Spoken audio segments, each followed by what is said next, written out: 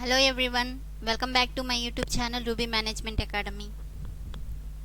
कैसे हो आप सब लोग और कैसी चल रही है आपकी जेआरएफ की preparation for 2023 exam. I hope all of you are doing well.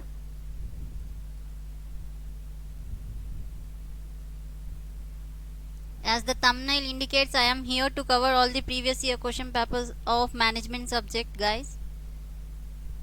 In this video, we are going to be discuss some of the MCQs with a detailed explanation of previous year question paper of management subject especially.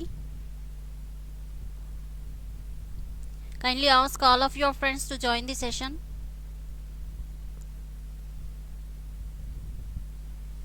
As we know, it is very important to practice the previous year question paper as many MCQs as possible to gain expertise over the subject. By doing so, we can cover all the important topics in each chapter. So it is a good way of practicing or putting that information which you have learned from the theory. Moreover, that it is most of the times certain questions may repeated in coming exam. So don't miss the class till watch the video till the end.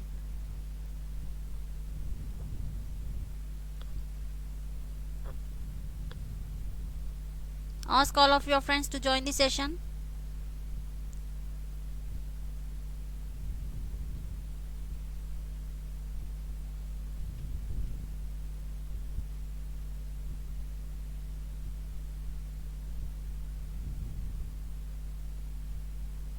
I hope all of you join. Chalo, let's get started without any delay. Here is the first question on the screen. All of you guys have to respond simultaneously. You have to give the answer in the comment box. The first question is, which one of the following information type is not included in the skill inventory?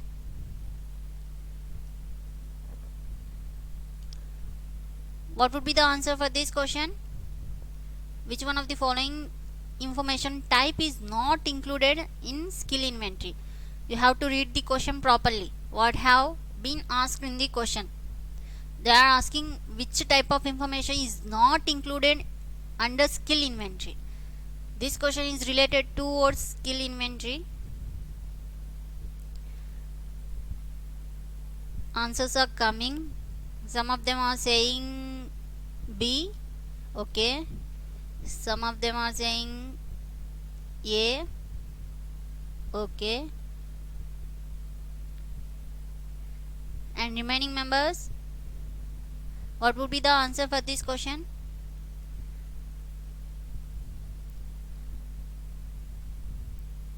I will give you 30 seconds. You need to be answer.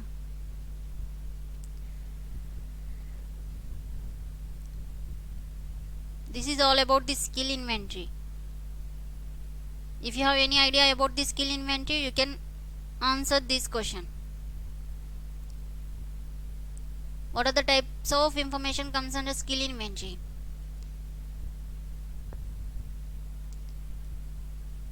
Chalo, I will tell you the answer. The answer for this question is B. The organization training schedule is not comes under skill inventory. Apart from this, employee personal data, employee's potential, salary and job history all comes under skill inventory. What is the other name for this skill inventory and what it is? What does it means? Can you please comment in the comment box? The other name for this skill inventory is human resource inventory. We can also call it as human resource inventory. It's a list of individual professional competencies and skills. As we know, every employer might request a skill inventory from a current employee or potential employee in order to measure how well they are performing or meeting the organization goals. This skill inventory having these type of information types whether it may be a name, age, address, health, education, willingness to travel, experience in the past as well as present job, all job related training, salary, job history, and foreign language spoken, etc. etc. All these things has been included under skill inventory related to employee only, not employer. Here in this question they have mentioned the employer. This is not related towards the organization. This is all about the employees performance, all about employees performance. And the list of individual professional competencies of skill inventory, it may include the education and professional experience of the employee. It's all about it's talking all about the employee training, not the organization training. That's why here the answer is B. It is not included under the skill inventory. Here I have given the diagram of skill inventory, what has been included in the soft skills included technical skills, experience, education qualification, career goals, personal data of employees like I told you already, age, sex, marital status, all those skills has been included related to education, job experience, training, special qualifications, salary and job history like present job as well as past salary, company's data, capacity of individual, special preferences of individual, all those things has been included skill inventory. What would be helpful of following this kind of skill inventory in the organization? It is very helpful for diversification and expansion of the operations of the organization, and it is also helpful for planning the selection, training, promotion and transfer of the employees. So that these are the benefits of skill inventory, as every employer are expecting the organization, every employer are expecting to measure how well the employee is performing towards the organization goals. This is the ultimate goal. Hope you understood. This skill inventory provides the information for identifying the human resource related threats towards the organization. That's the reason we can also call it as human resource inventory. Chalo, let us go to next question on the screen, please. The second question is about which one of the following approaches stress that there are no universal rule for managers to follow in order to perform the job. Answer for this question, guys. 30 seconds are there.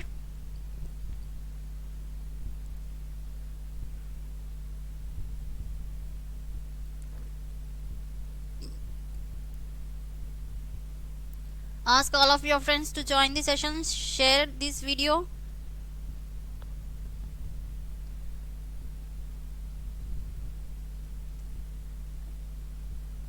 This question related to stress. What would be the answer for this question?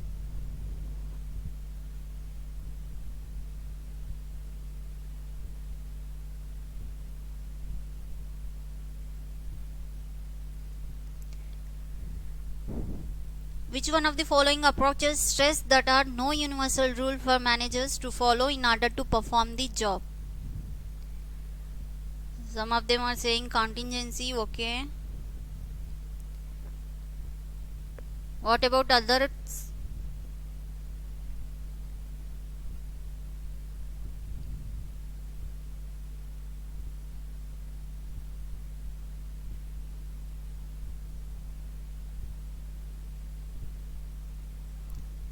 Here the answer is option A. Option A is the correct answer. Who has given this contingency approach, guys?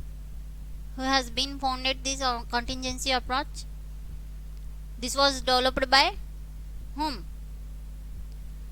Fiedler, Fred Fiedler, Fred Fiedler. What is the primary focus of this contingency approach? It is mainly focus is that no one management approach works for every organization. It is related to how effectively they lead their team. It is all based on the idea that there is no single best way to manage. It refers to immediate contingency circumstances. They must aware of that planning, organizing, leading, controlling to particular circumstances.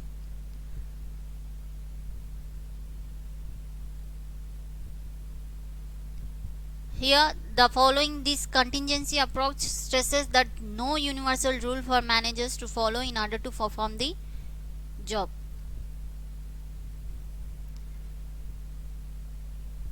This is all about the management theories.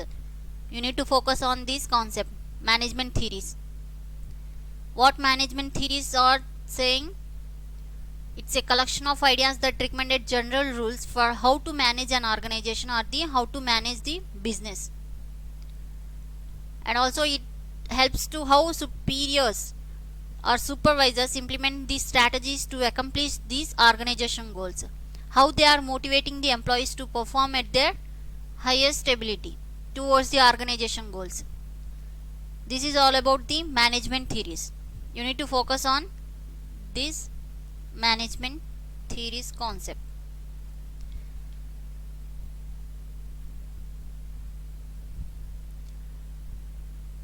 Chalo, let us go to the next question. Have you understood? There is no universal answer to many questions because the organization, people and the situation vary and change over a time and time to time. What is the other name for this contingency theory? So that we can also call it as a situation theory. It's all about the situation, how the employee or how the manager or the supervisor implementing the strategies to accomplishing the organization goals, how they are motivating the employees to perform their job effectively. This is the reason we can also call it as situation theory. You need to be aware all about these management theories. It's an important concept. This contingency approach talking about that stress that there is no universal rule for managers to follow in order to perform their job.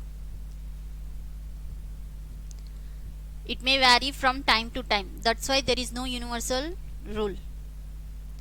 Chalo, let us go to next question.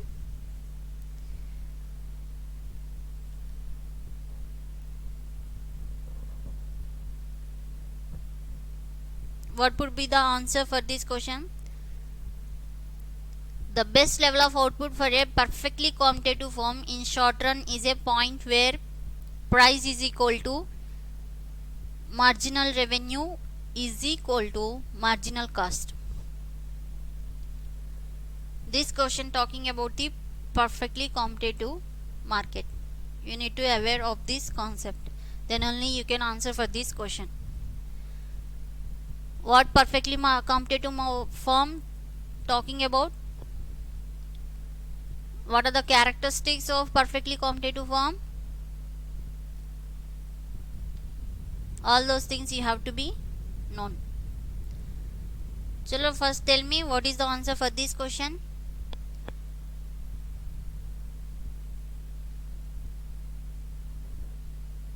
What is the answer for this question? In the meanwhile, I can draw the diagram.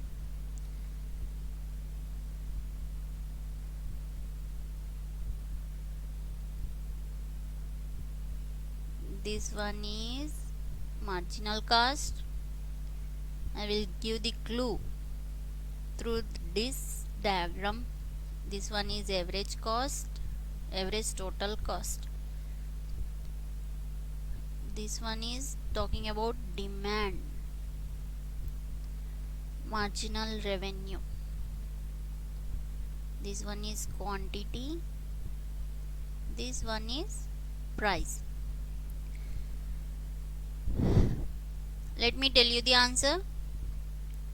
The answer for this question is B. P, price greater than average variable cost. As we know, perfectly competitive firm is a price taker, which means that it must accept the equilibrium price at which it sells its goods, isn't it? We all know about this perfectly competitive firm. It's a price taker. It's a price taker. The perfectly competitive firm will seek the quantity of output where profits are highest, or if profits are not possible, where losses are lowest. You need to know the rules of this perfectly competitive firm. When the price greater than average variable cost, the firm is making enough money to cover the variable cost of production and also some money that it can apply towards its fixed cost. Wherever P greater than or equal to average cost, P greater than or equal to average variable cost, in that case, what would be the rule? The competitive firm will choose to produce in the short run. It will produce the level of output where marginal revenue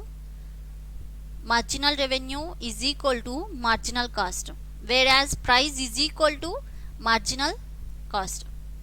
When combine these information to derive the firm's short run supply curve. When the market price is less than the average variable cost, the firm will temporarily shut down and produce the quantity of zero output. Have you understood? You need to be known about the rules of this perfectly competitive firm.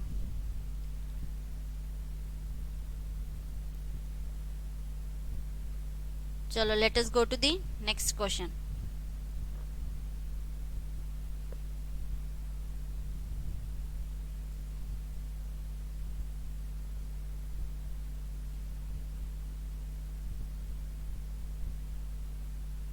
Here is the next question, fourth one. What is the role of advertisements and selling cost in perfectly competitive market? This question also related towards perfectly competitive market. Here I can tell you the characteristics of perfectly competitive market. चलो इस question का answer बोलिए.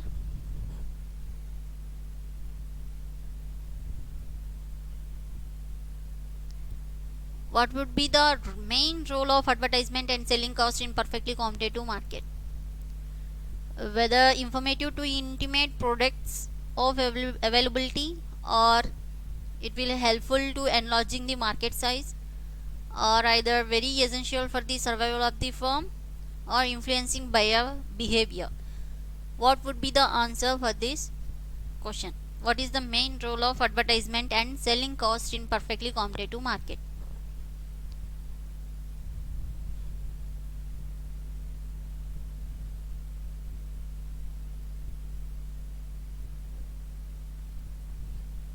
Answers आना शुरू हो गए हैं. Some of them are saying B. Okay.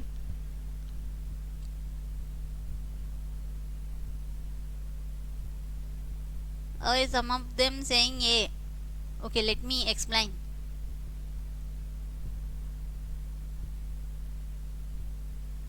The answer for this question is B. This role of advertisement and selling cost in perfectly competitive market will helpful to enlarging the market size, not for informative to intimate the product availability, and not for very essential for survival of the firm. It will helpful to enlarging the market size only. As we know, perfectly competitive market, in perfectly competitive market, marginal revenue equals to marginal cost, means the firm would have no incentives to spend money on advertisement, since they can't charge more for their products.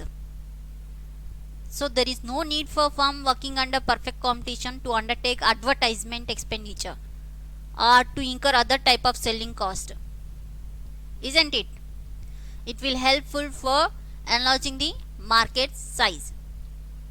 In perfectly competitive industry is a homogeneous, as we know. The fundamental aim of all competitive advertising is to attracting the customer attention and need to place the product in the minds of the customer. Here are some of the characteristics are there. Go through once. What are the characteristics of perfectly competitive market? Large number of buyers and sellers, homogeneous products, free entry and exit, no advertising cost, existence of knowledgeable consumer, sellers are price takers. I already told you perfectly competitive market is a price taker. And less or no government interventions, minimal transportation cost. These are all the characteristics of perfectly competitive market. You have to be aware of this concept. Chalo, let us go to the next question. The fifth one on the screen.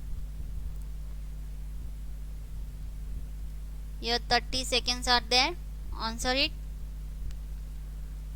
This question is talking about what? This question is talking about what?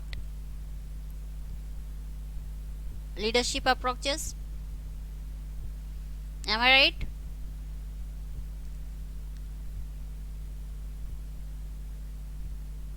Let me get the answers from your side. What is the answer for this question?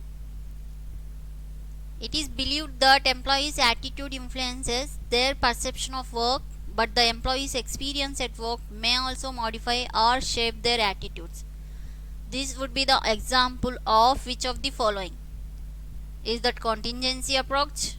Is that democratic approach? Is that interactional approach? Or socio-technical system approach? What would be the correct answer for this question?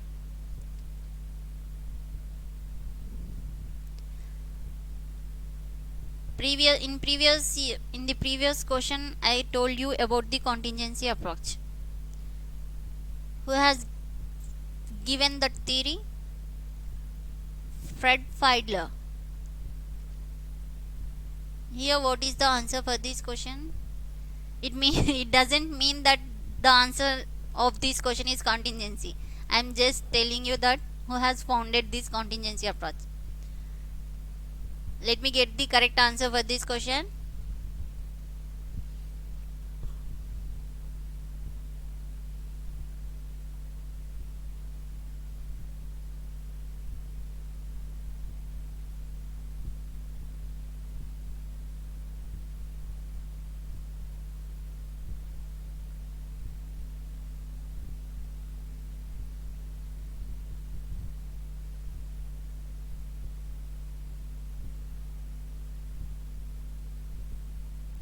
What is the answer for this question? These are all leadership styles, leadership approaches. This is also the important concept which we need to be focused. Chalo, let me tell you the answer for this question is C. Interactional approach. Interactional approach. Why it plays an important role in determining our behavior. People may behave as dependent as well as independent, not because of their internal personality trait, but because of external rewards or threats available in a particular situation. Interactional approach looks at both an individual personality traits, both internal as well as internal and external. Both personalities, both individual personality traits as well as situation.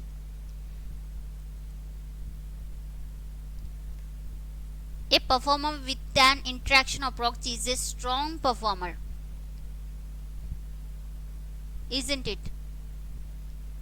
We are having so many organization theories, so many leadership theories. What are they? Classical organization theories, neoclassical theory, modern organization theory. Under that, again, we have segregated scientific management theory, Weber's bureaucratic approach, administrative theory, system approach, socio-technical approach, contingency or situational approach, all those things. But here the interactional approach only talking about the individual personality trait as well as the situation. Here this is the example for this interactional approach. It is strongly believed that the employee attitude influences their perception of work, but the employee experience at work may also modify or shape their attitude. It play an important role in determining our behavior, whether it may be a dependent or independent. It focus on both the personality traits, internal personality trait as well as external personality trait in particular situation. Have you understood? If I talk about the contingency approach, what would be the other name for this contingency approach? Situational approach. It is based upon the premises that all management is essentially situational in nature.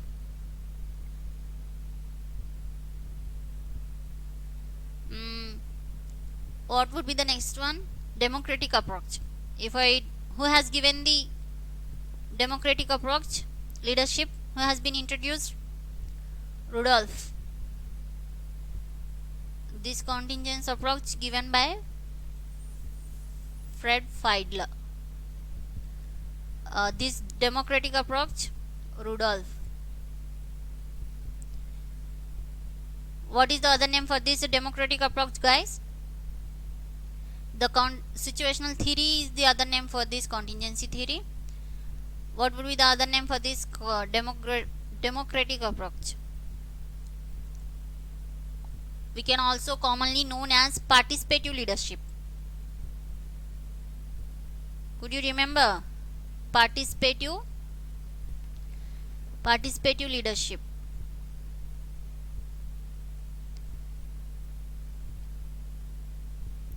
It's all about letting multiple people participate in the decision making process. The name itself indicating participating the employees in what?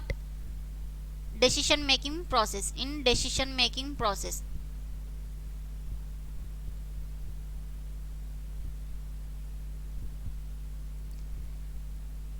This type of leadership can be seen in wide range of organizations, not in a small type of organization. It's a combination of autocratic and laissez-faire.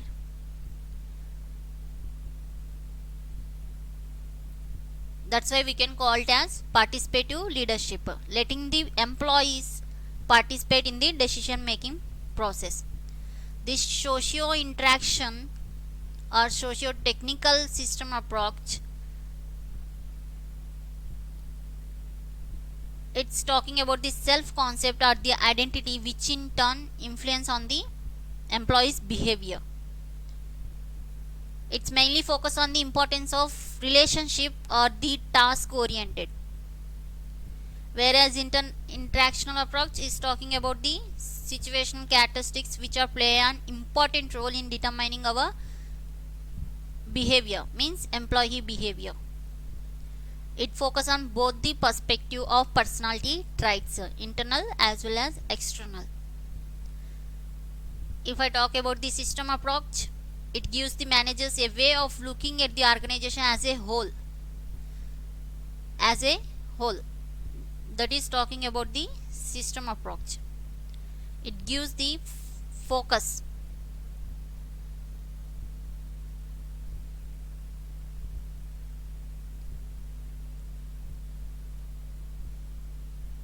It gives the focus to the manager, a way of looking at a organization as a whole.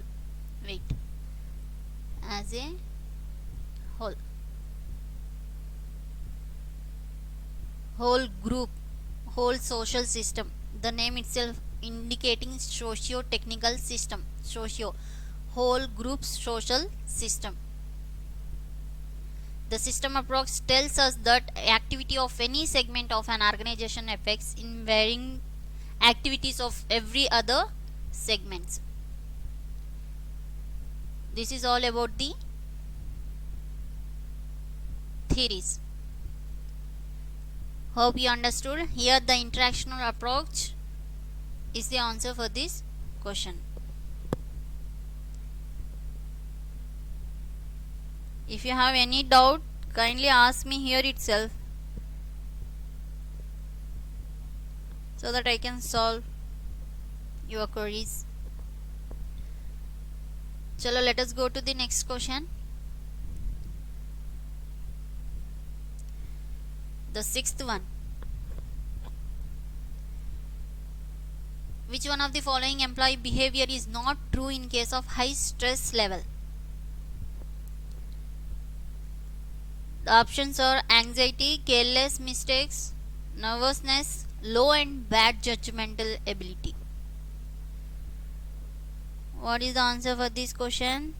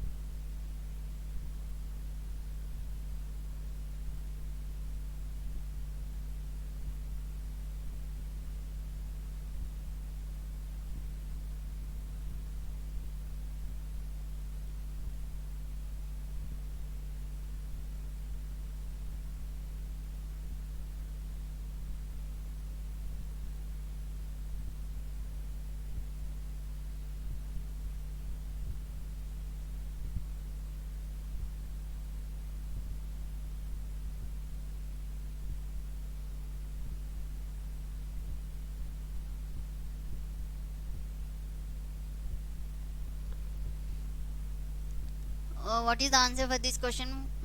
Which one is not the employee behavior in case of high level stress?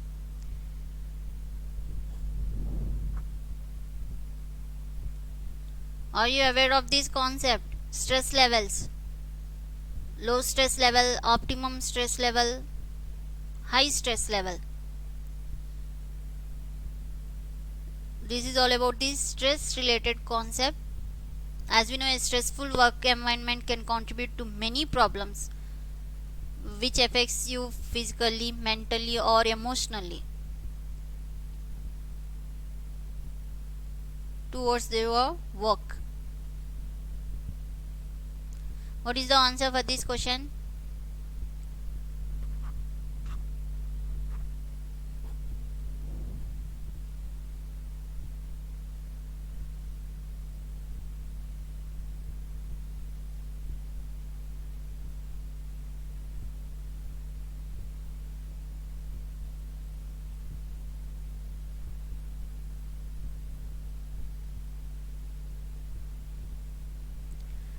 Here the answer is B. Careless mistake not comes under the high stress level. As I told you, stress work environment can contribute to many problems, whether it may be a physical stress or mental stress or emotional stress. The physical stress can be damaging to your overall health issues, whereas mental stress, it influences with concentration and decision making. Emotional stress, talking about the stress which can affect the way you interact with your co-workers or the loved ones or the others around you. It leads to many problems. Here the question is, which kind of employee behavior is not comes under the high stress levels? The careless mistake won't be comes under high level stress. Under high level stress, the only anxiety, nervousness, low and bad judgmental ability comes under high level stress. I will show you the chart.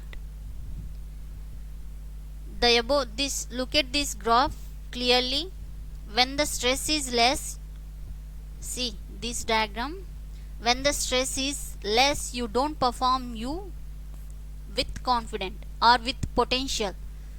When the stress is too much, you can't perform well. whereas the stress is optimum level, which makes you perform well and achieve something towards your goals. Understanding these different stages and how they related to each other may helps you to cope up with your stress. Here in this question, talking about the high stress levels. In the high stress levels, the employee behavior will be very anxiety, nervousness, insidiousness, bad judgment. Not about careless mistakes. The careless mistake not comes under the high level stress. You kindly go through these stages of stress. Whenever the low stress is there, the reaction of the employee will be boredom, whereas in optimum level stress, the high level energy will be available, whereas in high stress, the reaction of people is exhaustion. If I talking about the behavior under low stress, it will be low motivation due to careless mistakes, psychological withdrawal, inactivity. These comes under the low level of stress. If you observe this question, the careless mistake has comes under low level of stress. That's why they have asked you which one of the employee behavior is not comes under the high level stress. Kindly go through this chart. Chalo, let us go to the next question. Take the screenshot of this so that you can remember. And the next one is 7th question.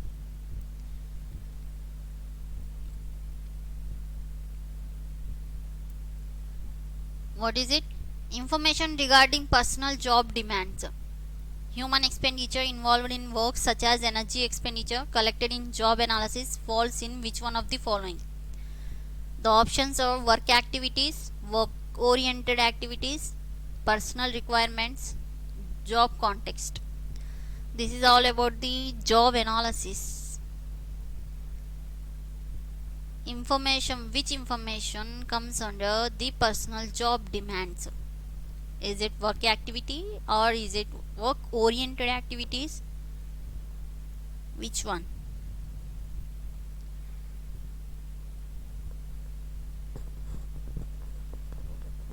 What is the answer for this question?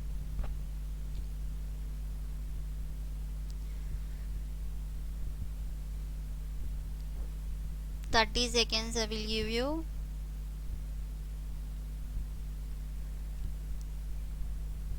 Answer कीजिए fast होने.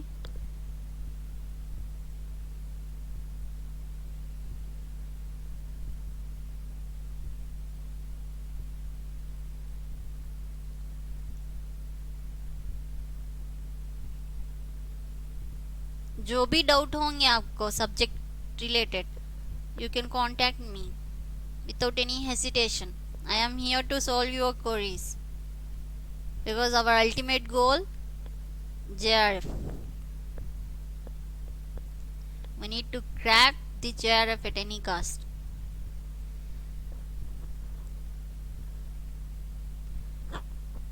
जल्दी से answer कीजिए. This is all about the job analysis. As we know, it's a process of collecting all information about the specific job. It may include the skill requirements, roles, responsibilities, all those things. Job description, all those things has been included under job analysis. It's a very important step in every organization in order to ensuring that the right candidate is to be selected for the suitable job. It helps the employer in recruitment and selection, obviously. Then what is the answer for this question?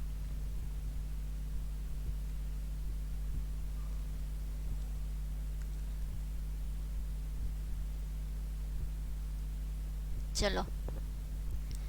The answer for this question is B. Work oriented activities. Under work oriented activities, this personal job comes under work oriented activities, not under work activities. The work activities and process activities records procedures use minimum qualification to perform a particular job or personal responsibility workers. All those things comes under work activities, not under work related activities. Under work related activities, human behavior will come. Human behavior, note down the important points so that you can revise the concept easily. Human behavior such as physical actions, communicating on the job, physical actions. What kind of information comes under work oriented activities? Human behavior, regarding human behavior, physical actions and communicating on the job. Elemental motion for methods analysis. Elemental motion for method analysis. Personal job demand.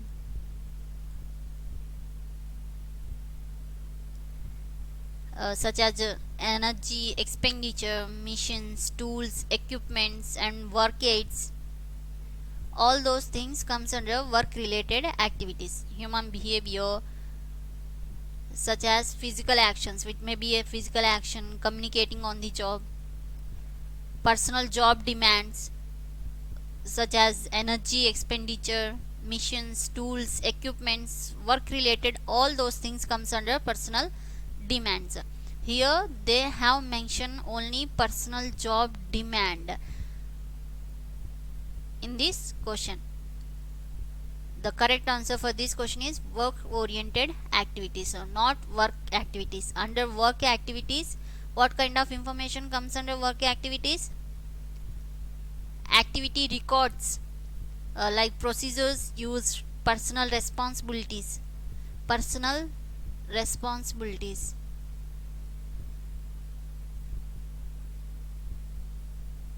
Personal responsibilities comes under the personal work activities, whereas personal job demand comes under work oriented activities. If I talk about the personal requirements or the job context, job related tangible or intangible, tangible or intangible knowledge, work schedule and non-financial incentives, physical working conditions, organization and social context. All those things comes under these things, under job context.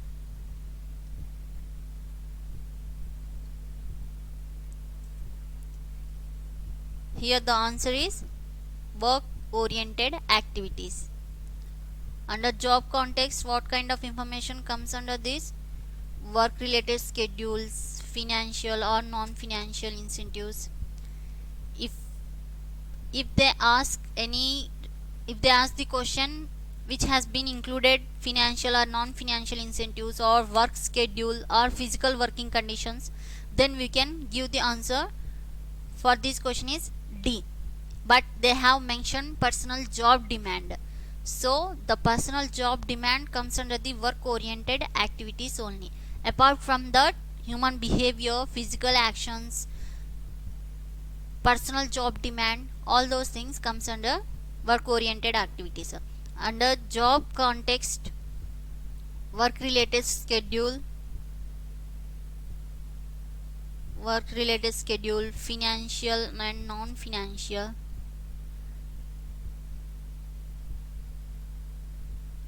financial and non-financial incentives, and physical working conditions,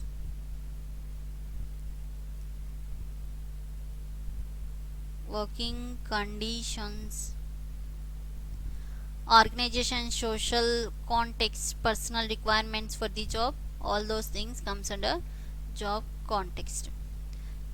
Chalo, let us go to next question. Hope you understood. The next question is on the screen. What is that? Which one of the following orientation programs seek to ratify the usefulness of the characteristics that the person brings to the new job? Is that serial orientation or disjunctive orientation, investiture or the divestiture? These are all typical orientation programs.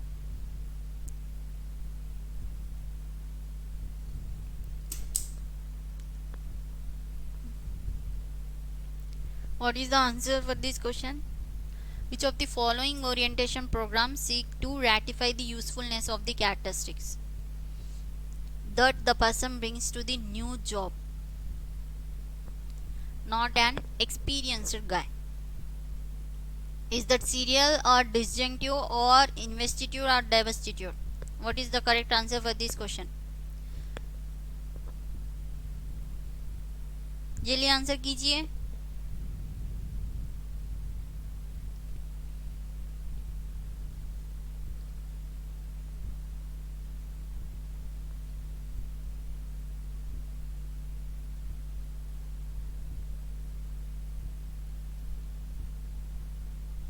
थोड़े बच्चे दे रहे हैं answer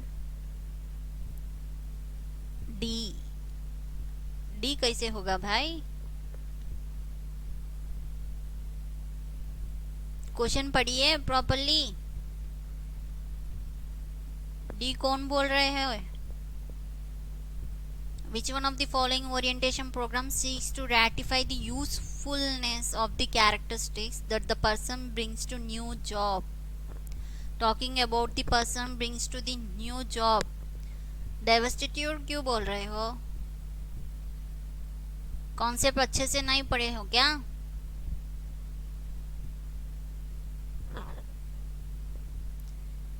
okay. सी.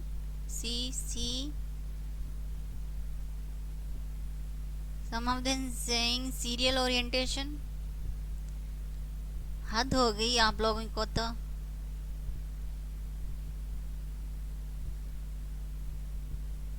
कुछ भी बोले जा रहे हो. A B C D.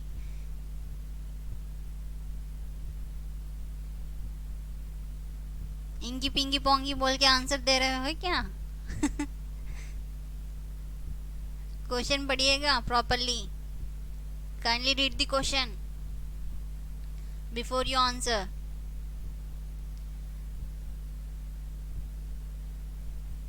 Don't give the answer just like that without reading the question. Here the correct answer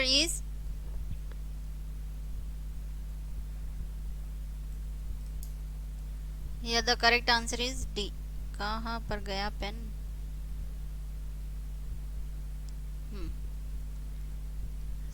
Here the correct answer is C. Investiture orientation.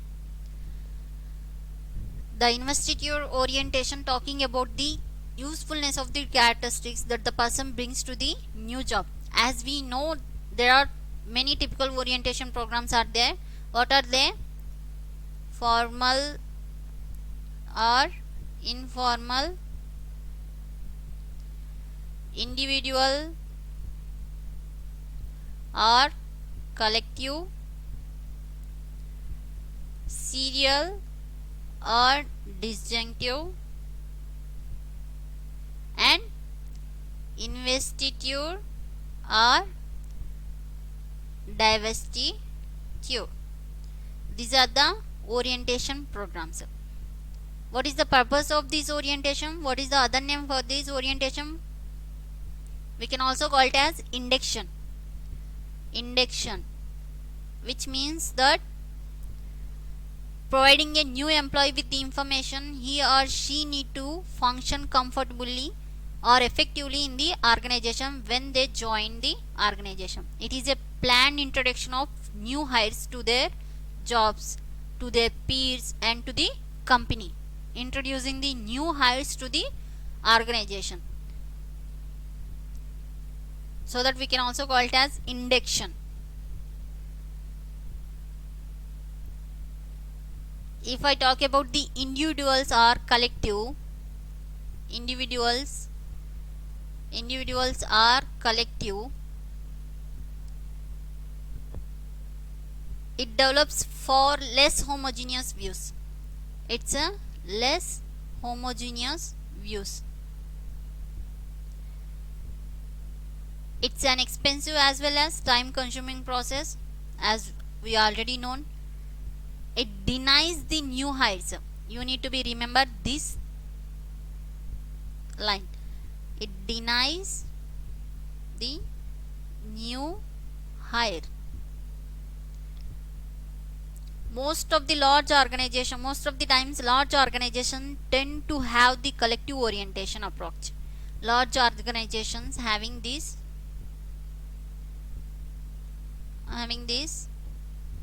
collective orientation approach, whereas individual small organizations usually follow this approach. Individual approach. If I talk about the investiture or divestiture,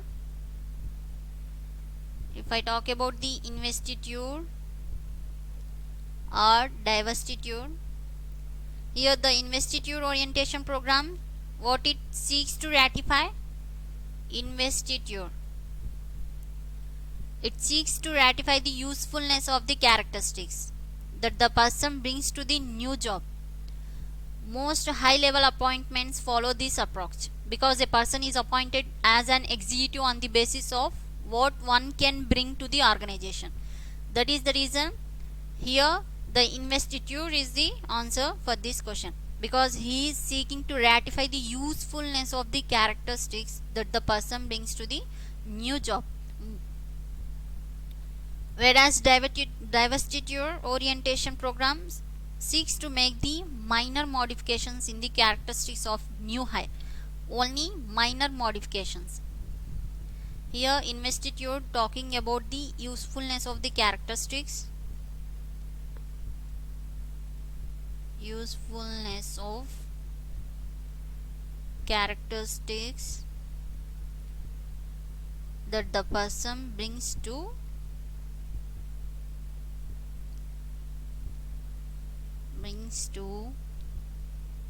the new job.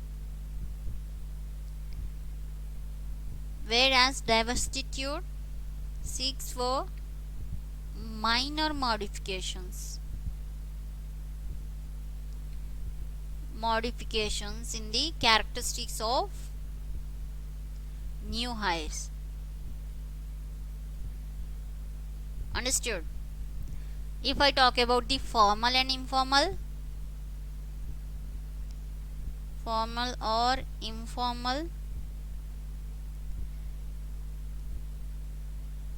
in informal orientation, new hires are directly put onto the job. They are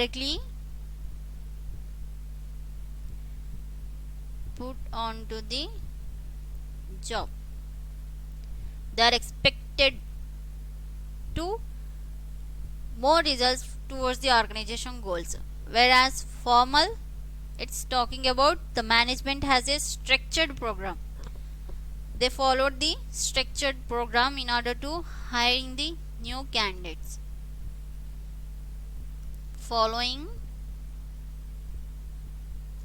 Note down the important points. The following structured program.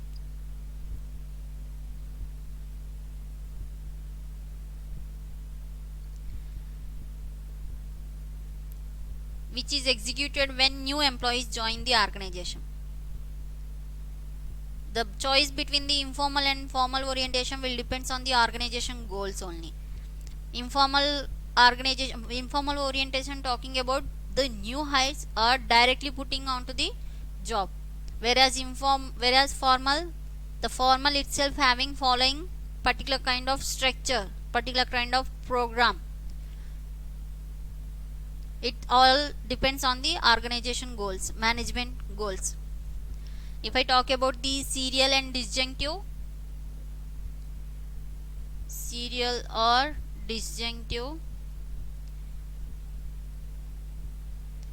The serial when an experienced employee includes a new hire. It's talking about the experienced employee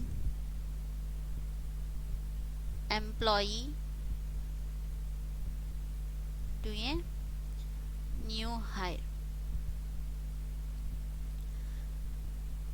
When new hire don't have the predecessor available to guide them or to model their behavior upon, the orientation becomes disjunctive. The disadvantage of this approach is individual fail due to an inadequate role model to understand how their job is to be done, because it's all about the experienced employees, whereas informal directly putting the new hires into the job. This would be the difference between serial and disjunctive. It's all talking about the experienced person. This, because of this reason, the main disadvantage of this approach is individual fail due to inadequate understanding how their job is to be done.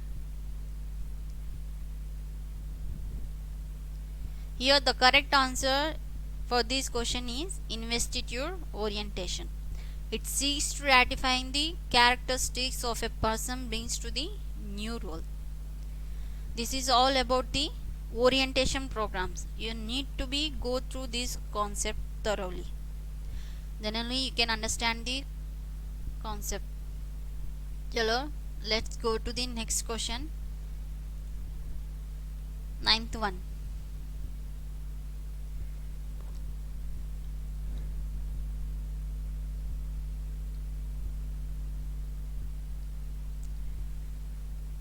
What is the answer for this question? What is that?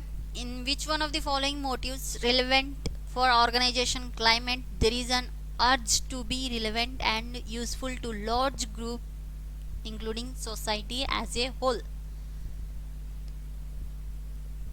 This question talking about organization climate. If you are good at this concept, you can give the answer for this question. The options are affiliation, influence, extension and achievement. What is the answer for this question?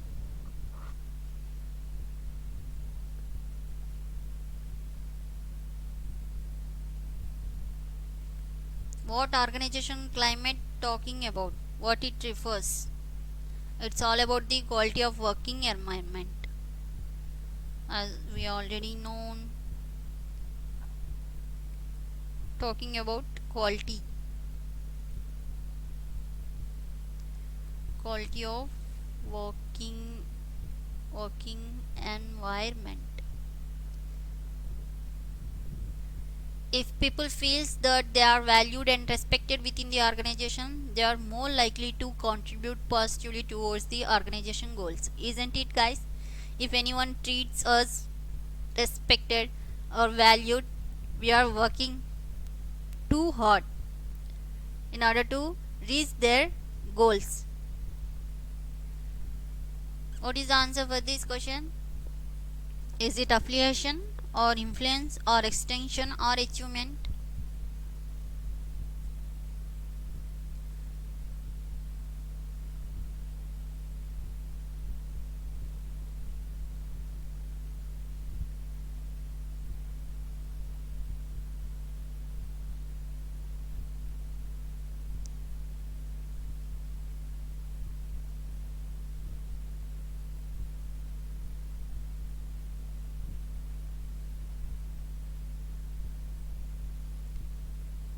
You can also think that climate as similar to the personality, isn't it? Can we think? Of course we can think that climate as similar to the personality, because every person has a unique personality and every organization has a unique climate. This is reflected as set of characteristics and features pursued by the employees. This thing we have to be remember. No organization having the same personalities, same climate. We can also think that climate as similar to the personality. What is the answer for this question?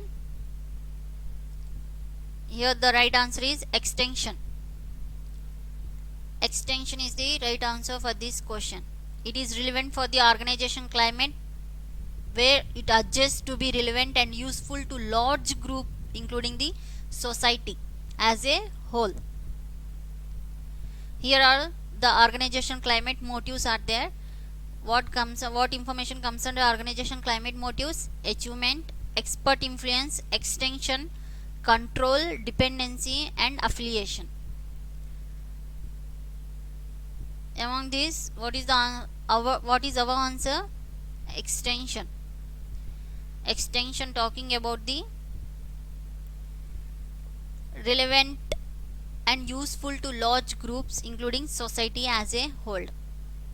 What about achievement?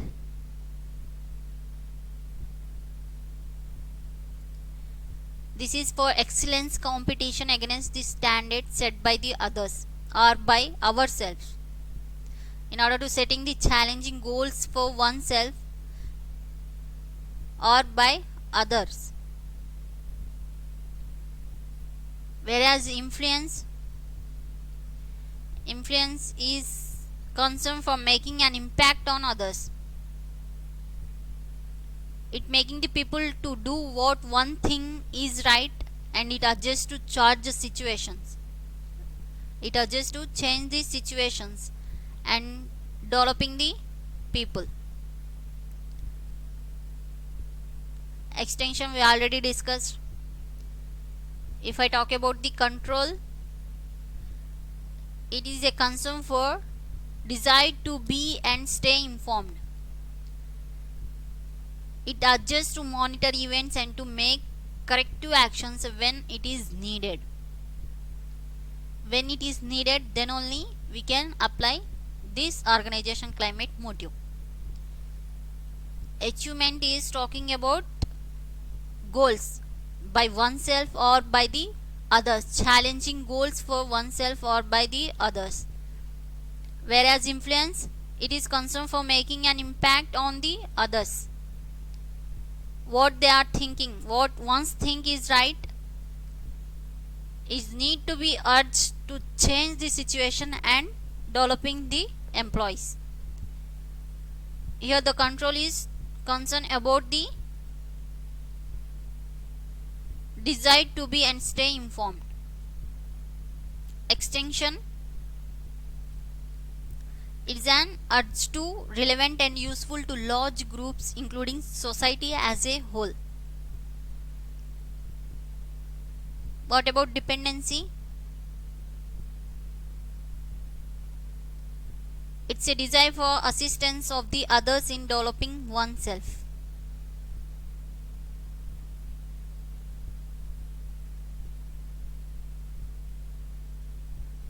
Affiliation, it's talking about establishing and maintaining close personal relationships and emphasis on the friendship and tendency to express one's emotions. It's all talking about the close personal affiliation, talking about the close personal relationship. Personal relationship.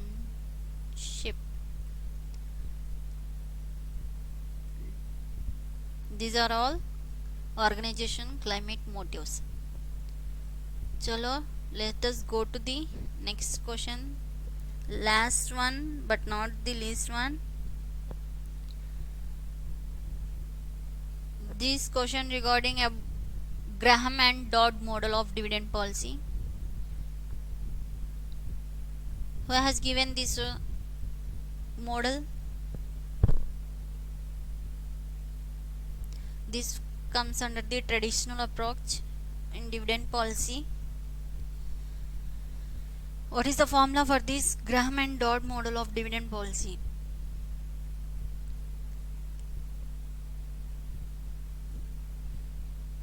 Chalo, जल्दी से दीजिए answer.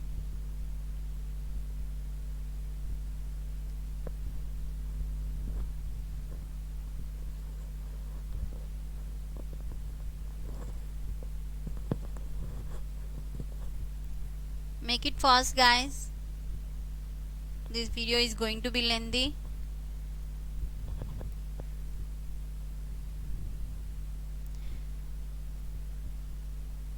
This Graham and Dodd model of dividend policy was given by Graham and Dodd.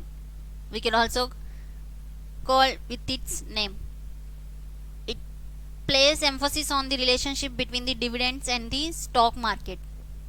Its emphasis on the relationship between whom? Dividends and stock market. As per this approach, stock value responds positively to higher dividend and negatively to lower dividend. This you need to be remember. This approach talking about the relationship between the dividends and the stock market. Whenever the approach of stock value responds positively to higher dividends and negatively to the lower dividends. What is the formula for this Graham and Dodd model of dividends policy? What is that? Market price. Market price is equal to multiplier of dividend per share plus earning per share by 3. You need to be put these values into this formula so that we can get the answer. Make it fast. I have given the clue to you.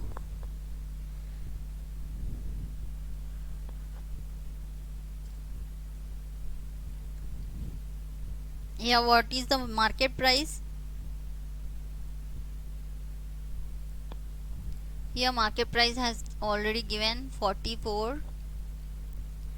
We need to be find out the multiplier, that is M, and dividend 60% has given, means 60 by 100 plus earning per share. What is the value of earning per share? 3.75 by 3. Solve this equation. Approximately we can get the answer 16.47 something. Solve it.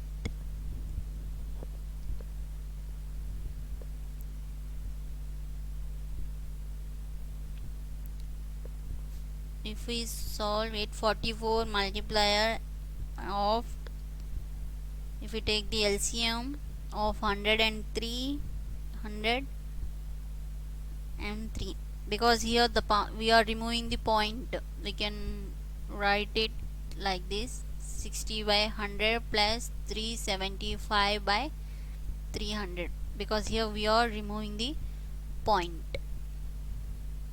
Now we have taken the LCM of these values. Now here we can get 1800 plus 375. We can get 2175 by 300. Solve it. How much we can get? Around, if we calculate multiplier of 7.25, we can get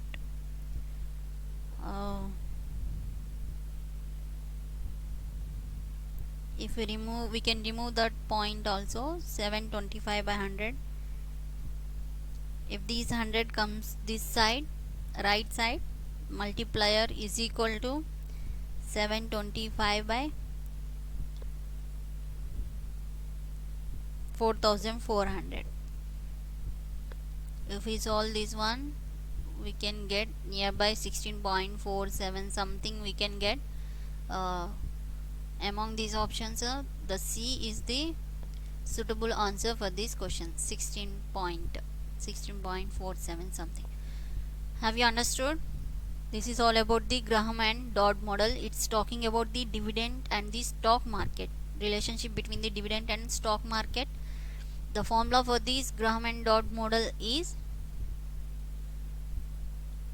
price is equal to multiplier, market price is equal to multiplier of dividend per share plus earning per share by 3.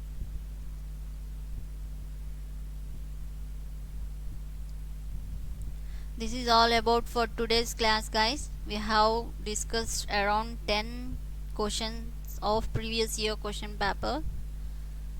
Hope you understood. Still, if you have any doubts, you can ask me here itself.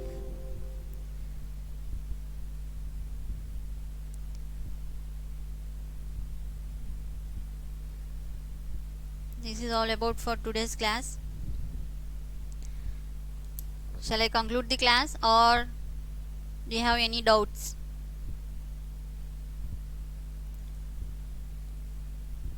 Okay, let me conclude.